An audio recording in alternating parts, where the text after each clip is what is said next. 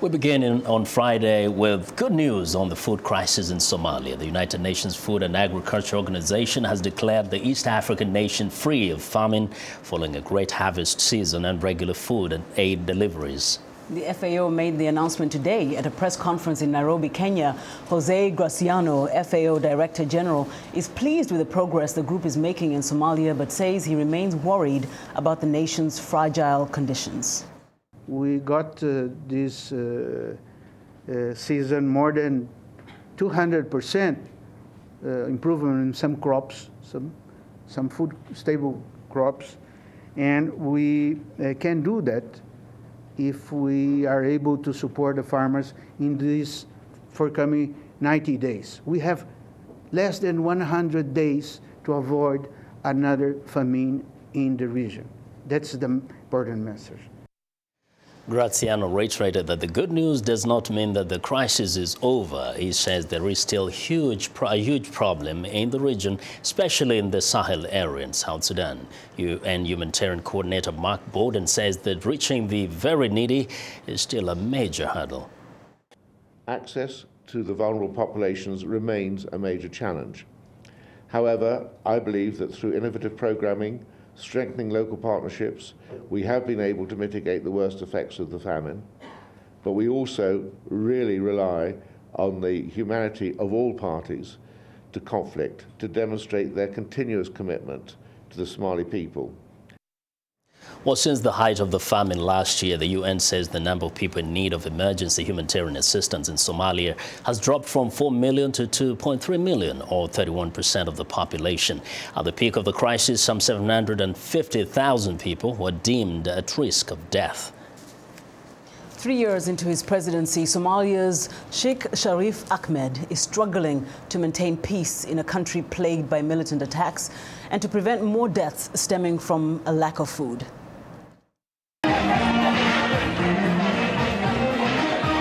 There was music and singing in Mogadishu Tuesday as President Sheikh Ahmed celebrated 3 turbulent years in power. As head of the transitional federal government, peace has been elusive under his watch, and he wants to restore it. Our strategy has been and will be to deal with our neighboring countries and to live in peace. We must move on from the past. A major impediment to peace in the country is activities of the Islamic militant group Al-Shabaab, which controls part of the country, including the capital, as well as several ports and airports. The organization also controls inland checkpoints, which it uses to raise trade revenues. The group is opposed to Ahmed's rule and his close ties to the West and wants to impose strict Sharia law in the country. Al-Shabaab has resisted all peace efforts, but President Sheikh Ahmed continues to reach out. We all work for peace and also call for Al-Shabaab to accept peace and put down their weapons. Peace is good for everyone to take hold of. We are tired of war. Another challenge to President Sheikh Ahmed's leadership is an acute humanitarian crisis that is gripping the nation. The United Nations says about 250,000 Somalis are living in dire conditions due to drought and conflict, and 4 million are in serious need of aid. Hundreds escaping drought and conflict are regularly pouring into camps in Mogadishu and elsewhere, looking for food and shelter. The insecurity from Al-Shabaab has forced some aid agencies to close, and those remaining open say they're stretched for resources. The South African-based Gift of the Givers Foundation, the largest disaster relief group of African origin on the continent, has been funding this feeding center in Abdiaziz district in Mogadishu to give food and shelter to those in need. But Hussein Mohammed, who works at the center, says it is hard to meet the demand. We are feeding here more than 600 families in this district who are newly displaced families from drought. We give them 2 meals a day at the center, and it is the only one of its kind in the whole district. The charity's administrator, Abdi Siad Osman, says funding for the extreme need is not sustainable in the long run as donors withhold money. Osman says the hunger situation in Somalia is far from over. More than 30,000 people depend on our wet feeding program in 3 different districts in Mogadishu, and we give them 2 meals a day. They use a beneficiary card to access to food. Several high-profile humanitarian agencies say that thousands of lives and millions of dollars were lost due to the late response to the crisis in East Africa. Oxfam and Save the Children say a failure to respond to famine early warning systems caused as much as a 6-month delay in getting aid distributed to the people, resulting in thousands of needless deaths. Aid agencies are calling for an overhaul of the current funding system, whereby money is only released from governments and organizations when an emergency has already taken hold, instead of being used as a way to prevent crisis. And now joining us for more discussion on food in Somalia is Faustine Wabwire, Foreign Assistance Policy Analyst at Bread for the World. Bread for the World is a collective Christian voice urging decision makers to end hunger worldwide. Thank you so much for coming again back to In Focus, Faustine. Thank you. So we heard the FAO director saying that the good news is that famine is, at least the East Africa region is free of famine, but that it still calls for caution because there's only a little window, 100 days, in which to prevent another crisis. What's your reaction to that news? I mean, it's obviously welcome news, and like you rightly say, it's not cause for us to turn away from the crisis. It still remains the world's largest crisis to date, and lives have been destroyed, and it's going to take some time to rebuild those. So I think it's still very worthy of our international focus. And what's supposed to happen within these 100 days, which is a critical time, from your understanding of humanitarian assistance? What's the preparation that needs to be done? I know that part of the relief is a result of the rains that have been recorded in these areas. But at the same time, the humanitarian assistance has been substantial. But we need to continue to provide this humanitarian assistance, both food and non-food items, to just keep people stable enough to be able to get back to their lives once they are able to do that. Now, a report I read from Bread for the World acknowledges that Al-Shabaab has been a big problem in causing, or in at least why the hunger crisis has been so severe in the East Africa, in the Horn of Africa region, especially Somalia. But then also the other element is that this poor response by international organizations to appeal, to at least to respond quicker.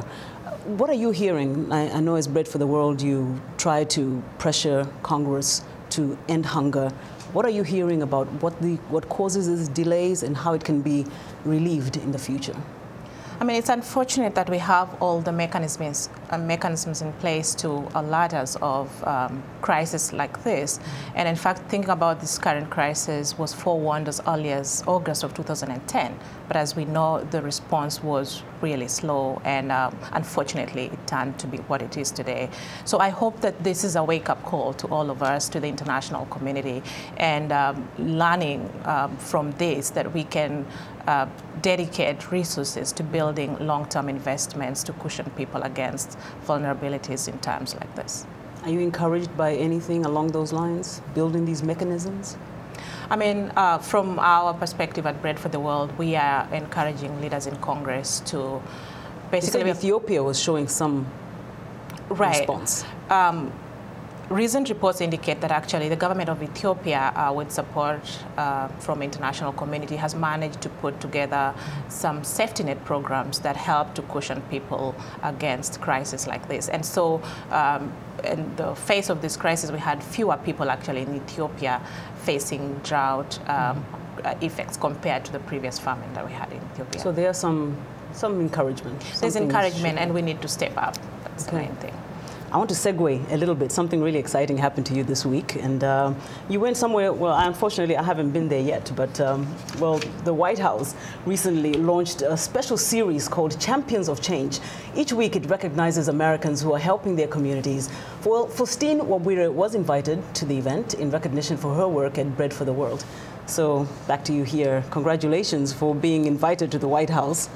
Tell us a little bit more about this Champions of Change and how you got to be invited there. I know you're not one of the 14 recipients of this recognition, but you were invited nonetheless because of what you do.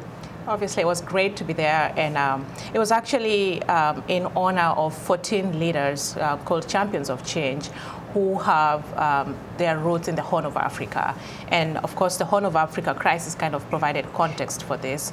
The Office of Public Engagement at the White House convened this.